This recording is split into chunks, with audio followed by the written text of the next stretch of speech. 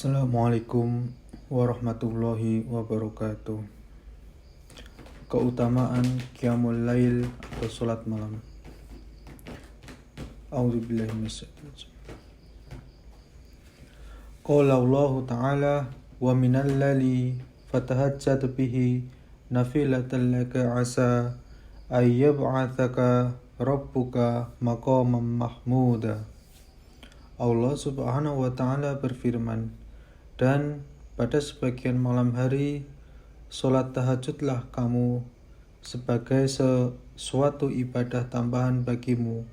Mudah-mudahan Rabbmu mengangkat kamu ke tempat yang terpuji. Quran Surat Al-Isra ayat 79. Wa qala ta'ala tatajafa junubuhum 'anil madaji'i. Allah Subhanahu wa Ta'ala berfirman, lambung mereka jauh dari tempat tidur. As-Sajdah ayat 16. Wa qala ta'ala kanu qalilan minal laili ma yahja'un.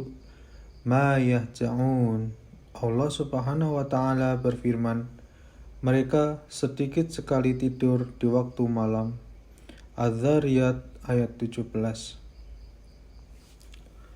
Dari Aisyah radhiyallahu anha, ia bercerita, Nabi SAW biasa sholat malam hingga pecah-pecah kedua telapak kaki beliau.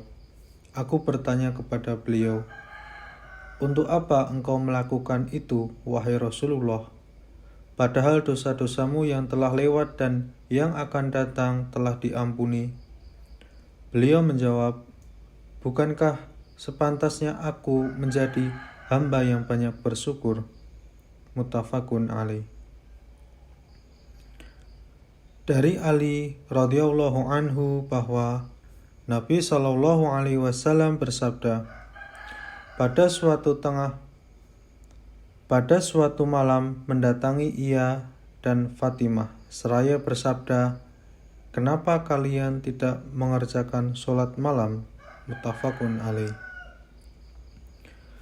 Dari Salim bin Abdullah bin Umar bin Al-Khattab radhiyallahu anhuma, dari ayahnya bahwa Nabi SAW bersabda, sebaik-baik orang adalah Abdullah, seandainya ia rajin mengerjakan sholat malam.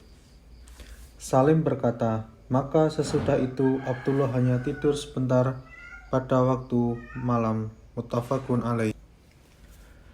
Dari Abdullah bin Amr bin Al-As radhiyallahu anhu, dia berkata, Rasulullah SAW bersabda, hai Abdullah, janganlah kamu seperti si fulan.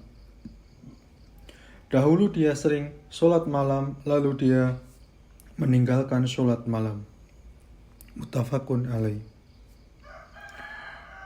Dari Ibnu Mas'ud radhiyallahu anhu, ia berkata, Nabi pernah diberitahu tentang seorang laki-laki yang tidur semalam untuk sampai pagi.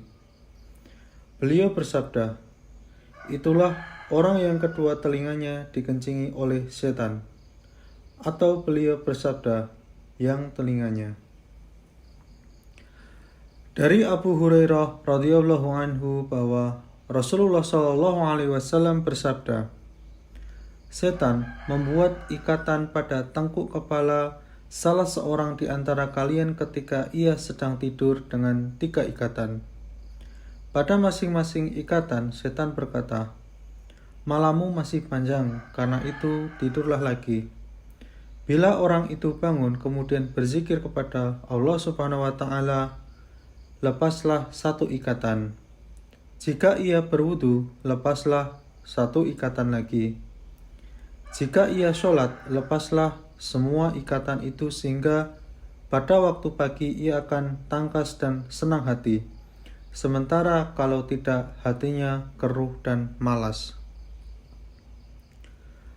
Dari Abdullah bin Salam radhiyallahu anhu bahwa Nabi SAW bersabda, wahai sekalian manusia, sebarkanlah salam, berikan makanan dan Solatlah pada waktu malam ketika manusia sedang tidur.